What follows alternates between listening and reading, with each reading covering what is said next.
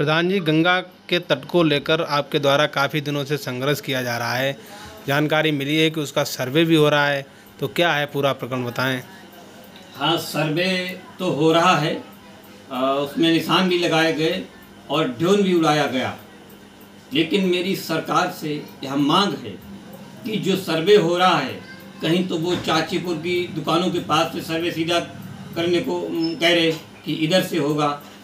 लेकिन मेरी मांग है, मेरी नहीं, समस्त जनता की मांग है, जो बाढ़ से प्रभावित हैं सभी जनता की यह मांग है कि जो अभी मैंने जब देखा कि गंगा का कटान जोगराजपुर के पास से हो रहा है और आने वाले भविष्य में उस जोगराजपुर से अगर गंगा सीधा कटान करती है तो उससे रामपुर, कंचनपुर, उदयपुर, आसाकी, मड़ैया, गौटिया, एक कई गांव एक कटान की जद में आने वाले हैं। इसलिए सरकार से हमारी मांग है, जो समिति इस बंदे का सर्वेक्षण कर रही है, तो वह पांचाल घाट का जो पश्चिम साइड तटबंध बंधा हुआ है, उस तटबंध से लेकर जोगराजपुर और लाजपुर तक 5 किलोमीटर कम करीब 5 किलोमीटर पत्थर का तटबंध बनाए पहले, उसके आगे भले ही वो मिट्टी का बांध बनाए, लेकिन 5 किलोमीटर तो वहाँ पत्थर का तटबंध लगाना ही पड़ेगा, क्योंकि नहीं तो कई गांव उसके जद में आ रहे हैं।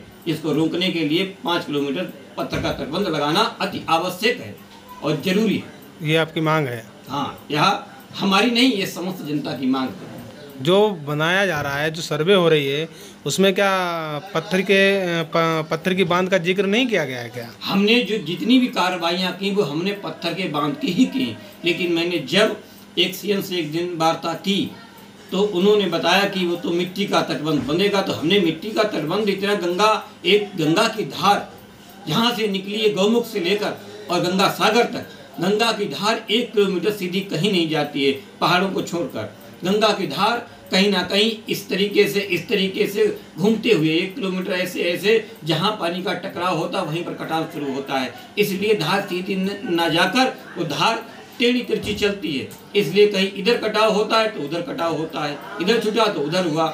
इसलिए रामपुर जोगराजपुर तक तटबंध जोगराजपुर तक लाजपुर तक लगाना अति आवश्यक है। यह समस्त जनता की मांग है। पत्थर का बनाया हाँ, जाए। पत्थर का। ठीक।